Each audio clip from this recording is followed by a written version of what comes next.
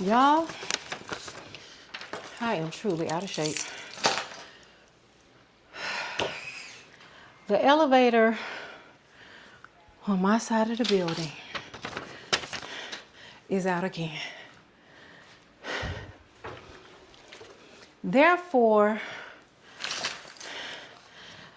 I had to walk down multiple, not one, not two, way more than two, flights of stairs to go get my mail. And also to check on an order. Let me tell you, when you see on Facebook, TikTok, those sets that you can order and get like 8 for $24.99, or no, 8 for $32.99. One was the long different color sweaters. The other one was the top and bottom, and they're coming from China. Well, that post tracking number. This is the third time I ordered from them, and they say they delivered, and they didn't. The first time was when we was having so many issues with the post office, and I just charged it to the game. But I ordered the sweaters and the sets off TikTok, on TikTok, like 3, 4 o'clock in the morning, ordered the sets. The first one, they said they delivered, and I've been arguing back and forth with these Chinese people who don't understand anything. And they just keep saying, it says it was delivered. I don't care if it does say it was delivered. It's not there. So then they sent me another notification to say that the other package had been delivered. It's not there. So I don't know where the hell they're delivering it to, because it's not coming to me.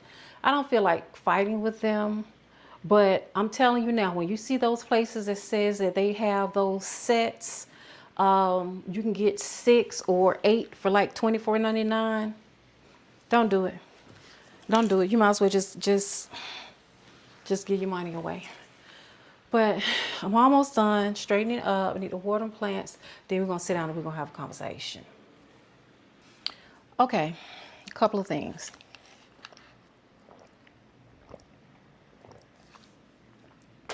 First, let me clarify some stuff, because some appear to be confused about my last video.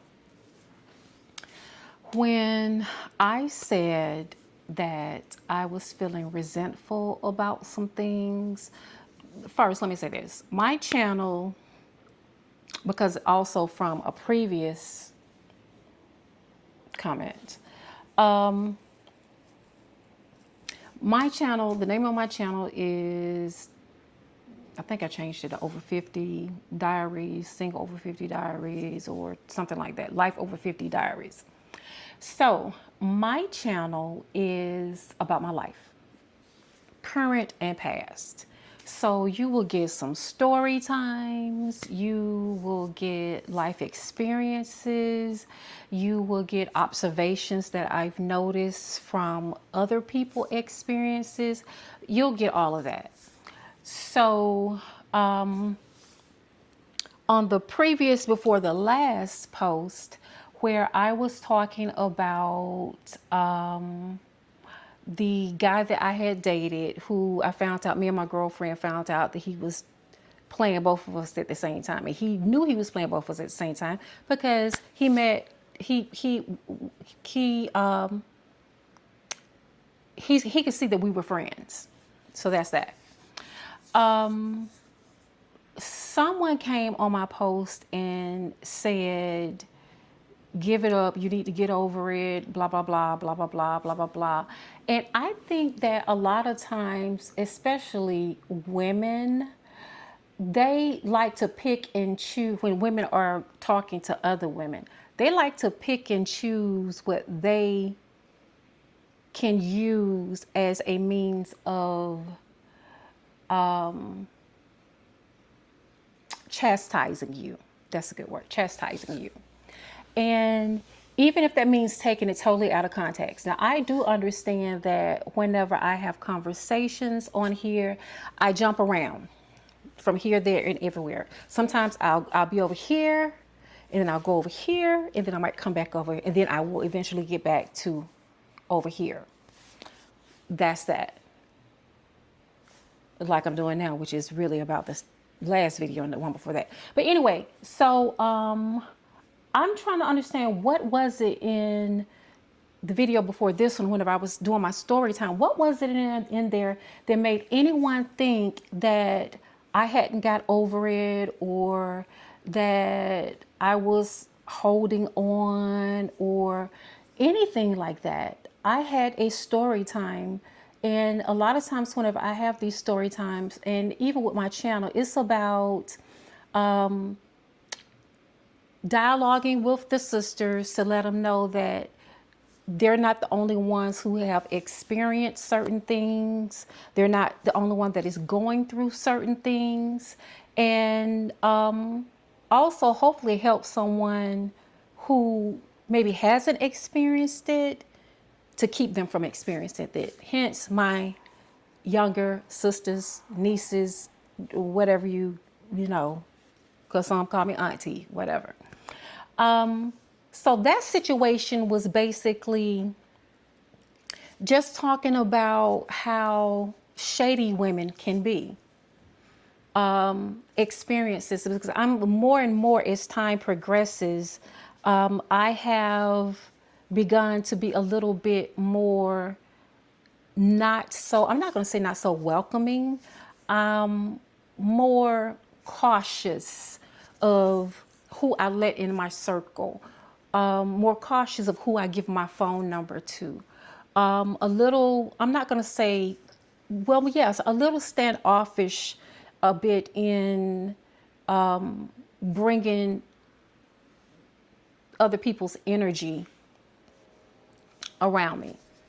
So in that story time, I think I'm almost for certain that I said that after I cut him off, he was harassing me for like almost a year. He was, I blocked him. I blocked him on my phone. I blocked him on all of the socials, and he started another account, and, he would call me where he works, each time the call comes through, it's going to be from a different number. So it's like ghost numbers. So it was hard for me to stop him from calling me, because it's just like being at a hospital. When you pick up a phone, you dial 9. It's just different numbers, if you understand. So that was that. And then finally, once I figured out what was going on, I stopped answering those calls. Well, I didn't even answer. I stopped answering those calls, but he would still be trying to call, contact, whatever. Then he sent an email. So when he sent an email, that's whenever I told him, I'm like, look, don't call me, don't text me, don't email me, no, don't do nothing. If you keep it up, I'm going to take out a restraining order on you. Now, I'm trying to understand how in that does it sound like I need to let it go, or that I'm still holding on to something. And then if it's in reference to the fact that the young lady who I initially reached out to ask about him, who ended up dating him after all this stuff went down, if it's about that, then that's about a lesson learned. That's about, it's not that I'm upset or I'm mad, because I'm not. That is about being careful about, even more careful about, people. Now, she said that you need to, everybody ain't your friend. Baby, my mama told me that. If you look at a couple of videos, I said, my mama already told me that. But then at the same time, we do use the term friend loosely, especially whenever, with me, I played kickball. There were certain people I would associate. I've never really heard anybody say my associate. my associate, when referring to people that they have hung out with, that they've gone out with, that they kicked it with, that they've talked to on the phone, I personally have never heard anybody refer to them as their associate. Now, as far as me saying sister, I do have a lot of little sisters. I have a lot of, especially once I started playing kickball, I have a lot of younger women who look up to me, who come to me for advice, who just, you know, when they see me, it's always love. And the thing about me is that I speak to everyone, but I hang with very few. But at the same time, I do have little, sisters. So you can't tell me to stop. You need to stop calling everybody sis. First of all, you know what? As long as you're a black woman, we go through so much stuff, baby, that I'm going to refer to you as sis or sister. Back in the day, in the 70s, that's what we called each other, sister, brother, that. So there's that. But trying to admonish me without really taking into the full context of what that story was about. That story was simply about, I was going to the kickball, not kickball, football. I was going to watch the football game, and there was a high possibility that they would be there. They weren't, but there was a high possibility they would be there. It also was about the fact that I don't care that you're seeing him, but the last time I saw you, you was kind of standoffish towards me, when usually it's always love. Usually I get a hug, hey sis, and all this other stuff. But I guess since you're now dating him, you're worried about how I'm going to react. Now, the thing about me is I'm not going to keep with you, because in my eyes, that's some shady-ish. It's shady because you told me that he ain't about nothing and not to talk to him, and then now you talk to him. So that's some shady stuff. And it also helps me to really put into perspective what type of person you are and how I need to categorize you going forward. That's all that whole story time really was about. Lessons learned. But I guess I needed to be admonished for that conversation. So that's that. Now, let's bring it up to the last video. So the last video, and like I said, people often pull bits and pieces to zero and hone in on without truly listening to everything you're saying in its totality. That was kind of like also a lesson learned, where I was, talking about how the men that I have dated, every man that I've dated in the past, for whatever reason, has tried to spin the block, come back, later on in life, or after some woman took them all up through it. And, or even after the things that I tried to teach them or show them that they were not willing to do with me, they went and did it with somebody else, and that person couldn't appreciate it like I would have. So they've came back, we've had that conversation or whatever. So what I was saying was that when I speak of resentment, I resent the fact that now that you finally figure out what I've tried to tell you, or now that somebody is taking you all through it, or now that you done got big fat diabetes, remember the conversation about the hospice wife. Now you want to come back to that good woman, and then you get upset when that good woman no longer wants you. Because I said, when I love to depletion. So whenever I say I feel resentment, I don't feel any anger or disdain. Well, in one situation, I can say that I have, because he continued constantly, just always want to bring up little tidbits of when we were together, things that happened and all of this other stuff, and always saying I'm supposed to be his wife. And then after a while, that gets to be very irritating, and it begins to be irritating because I don't want to hear that shit. I'm not even interested in you like that. I don't even like you like that. I don't even, we cool, but that's where the irritation and the resentment comes in, because it's like, you didn't appreciate me whenever you had me. And then now that, time has passed, I don't care no more. Now you want to come back. And that's where the resentment for me comes in sometimes, because it's like, I know how much I loved you back then. And then now you want to come back. And it's like, I don't feel anything for you. And I think I did say, while I was being, I think I did say that there's no one, no one, no one out there that I've dated that I would want to get back with. Even the ex that I was with for years, that ship sailed. If he was to, get a divorce or whatever, I could never feel the same. So that's that. So some people were like, the comments that they made alluded to them thinking that my resentment or I don't know. It just made me feel like they thought that I was referring to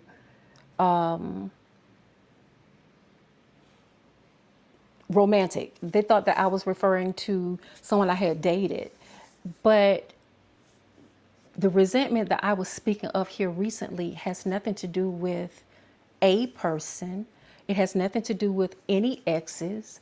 It has nothing to do with any women that I was friends with, sisterhood. It has nothing to do with that. You can have resentment, and someone can come back and need you for something that has no romantic ties to it, no friendship, relationship ties to it at all. And that's what I'm dealing with now. And, as I expressed, for legality reasons, I can't say what it is, but I was upset whenever I was asked to do something because you didn't respect my position or appreciate me when I was, I don't know how to say it because I don't want to give it away. You didn't respect me and appreciate me prior, but now you need me for something. And so it makes me angry, and it makes me very resentful, because it makes you feel used. And then some other stuff that's happening within that makes you feel,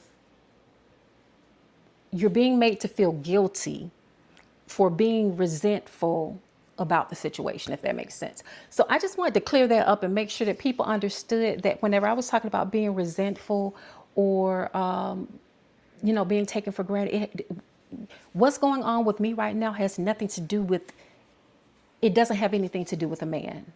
So letting it go, that's what they told me, to let it go, get over it, whatever. Baby, there is not one single man. Matter of fact, here's something. So, someone I dated 5 years ago. So it's two guys that got married on me right after. The one I told you about that got married, we stopped really communicating end of July, 1st of August, and he got married in October. And then I told you they got a divorce, and then he came back, reached out to somebody else and told them to get in contact with me. I told them to tell me to call him. I didn't call him. So then he inboxed me this long dissertation apologizing and explaining it's supposed to be in a business and all this other stuff. Whatever. I didn't care. So before him, there was somebody that I dated. As a matter of fact, I referenced during my vlog when I talked about my childhood trauma that when he and I was dating, he said to me that I was turning him off whenever I would, push him away or I would stiffen up. And he told me I needed to get over it. Okay, so in that situation, I'm gonna see if I can go find those pictures. In that situation, he and I had actually went and looked at wedding rings and picked them out. And I got to see if I can find those pictures.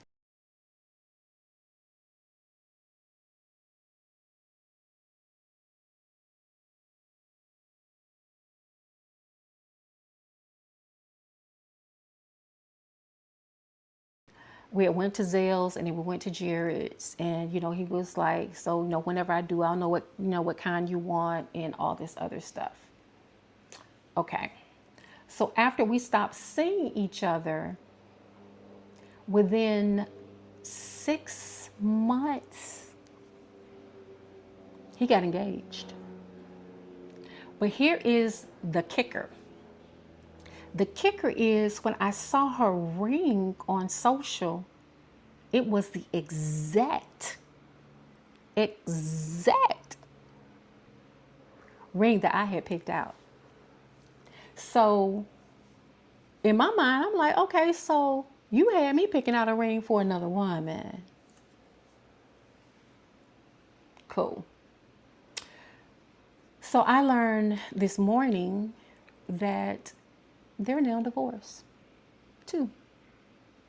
So he was before the one that I told you that I just talked about. The one I'm talking about now, me and him was, no, let's see, because I was over there 2 years, been over here 2 years, and I was at my townhouse in Stone Mountain. So he was about 6 years ago. And then this most recent one was about 4 years ago.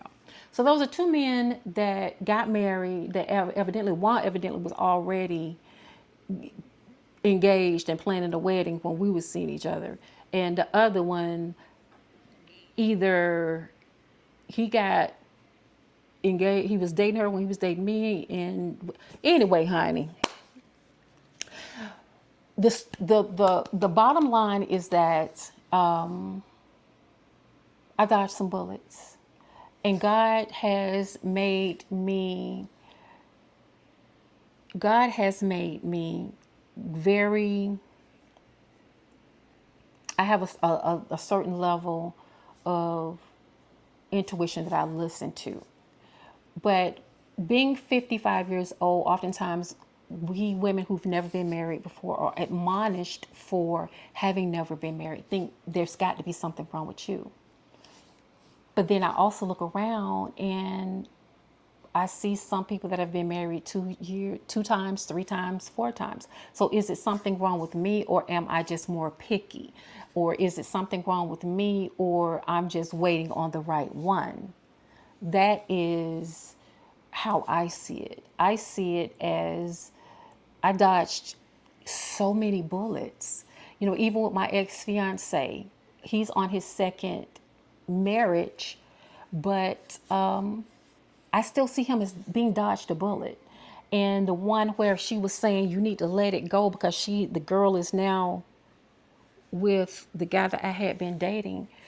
I don't see there's nothing for me to let go because I don't see him as a prize. I feel sorry for her because I'm like, what kind of guy he is, but you want him so badly that you overlook all of these character flaws.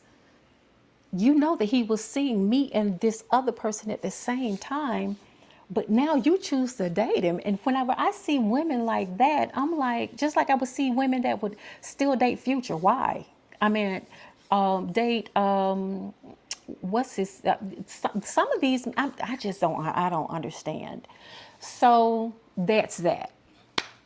Now, here's another thing that I wanted to address, and then I'll be done. for today. So I'm in a couple of groups on social media, and I'm in a group called Black Women 50 and Over, I think. I'm in another one that is just women 50 and over.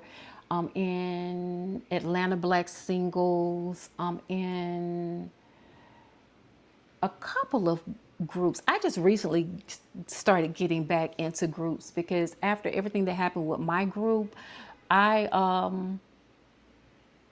I just completely got out of all groups because it just be too messy. And the more people that's in it, the more mess it is. And then the conversations are redundant.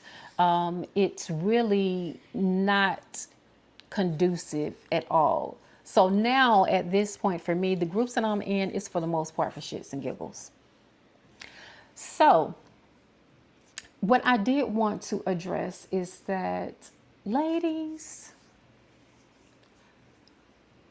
whether you realize it or not, a lot of you have a pick me personality.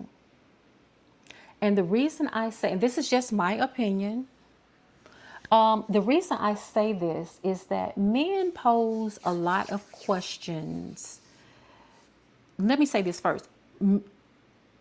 Men, there will be questions that are posed towards women, and you'll have 300 responses. But then there will be questions posed towards men, and you might have 15. Me personally, I'm tired of seeing the questions like, ladies, if you got real hair, show us your real hair. Ladies, I saw this one. Guy posted, and I told him, I said, I'm so tired of these redundant questions. He said, ladies, because this is in the 50 and up ladies. 50 and up ladies, would you date a man that drove a 2008 Honda? I don't answer questions like that because most of the time when men pose that question, they posed it with the sole purpose of wanting to tear you down. So all the women who jump in saying, well, why not? I'm not materialistic. And a 2008 will drive just like a this and just like a that. All these women who respond, those are not the women that the men who ask that question are really caring about. They're specifically looking for the ones who will say that they won't drive a 2008. So when you're answering those questions, when they say, show me your real hair, and you start posting with your real hair, you don't see how demeaning that those questions are. Whenever men pose questions like, what do you bring to the table in these groups? And as women, we start answering all of these questions. I'm not going to say it's a pick-me attitude, but I am a personality, but I am going to say is that it's all a setup. Whenever they don't ask any real questions that would create dialogue. A lot of times they ask these little one-liner or whatever questions for the sole purpose of tearing us down. Whenever they talk about the list of restaurants that women will or will not go to, or they ask questions like, ladies, what are you okay with going out for coffee on a first date? The women who answer yes, they hit a like and they don't even respond to. But the women who say no, those are the ones that they want to tussle with. These are tussle questions. And a lot of times, it'll be like, in these groups is, women, if you got pretty feet, post pictures of your feet. Y'all go posting feet. Ladies with real bodies, post pictures of your body. Y'all go posting all the pictures of your body. But then you'll turn around and you'll say, brothers, one woman had posted, brothers who don't wear their pants saggy post pictures. 8 men responded in a group that has like 20,000 people in. I'm exaggerating, but it's thousands of people in. 8 men responded. But the women who will, when they post something similar to women, y'all respond. Y'all got to start number one, y'all got to start expecting more from the men and pushing them to bring more to the conversation than sexualizing us. Yeah, I mean, it's just, for me, it's just downright disgusting. And if I'm sorry if I'm offending some of you ladies who do that, but for me, it's just, pick me. See, I'm everything that you wanted. Pick me. See, I'm a good woman. Pick me. See, I got real hair. Pick me. I got a real body. Pick me. I got I got pretty feet. Ladies, if you don't wear makeup, post pictures of you without your makeup. Ladies, if you don't wear fake lashes, show me your pictures of you without fake lashes. But these very men who post those kinds of things end up with a woman who got a fake booty, boob job, wear hair weave, got lashes, draw. Oh, that's another one. If you don't draw on your eyebrow, ladies, I got a question. Why do y'all shave your eyebrows off and then draw them back on? These questions that men post, or men, I don't even respond to those, because they're really just tearing us down, and we're really just feeding into it. So that was, I guess, my TED Talk for today on my iPhone. We're going to see how this turn out. I might post it tonight, maybe tomorrow. I don't know. I am tomorrow going ahead and going to this Scorpio party. Keisha has been wearing me out, and then everybody's been inboxing me or texting me or calling me because she's put my picture on the flyer for the party. And I wasn't gonna go, I canceled my birthday party. I wasn't gonna go because I'm just not a club type of person anymore. And the loud music gets on my nerves. And if it was like old school music, if it was a live band, I love it. But I don't want to hear Sexy Red. I don't want to hear Sexy Red. I just don't. But I'm gonna go because a lot of people, she was tagging me in it, and then she texted me, and so I'm gonna go, but I really don't want to. So that's that. Yeah, that's that. So I guess I will holler at you beautiful people later.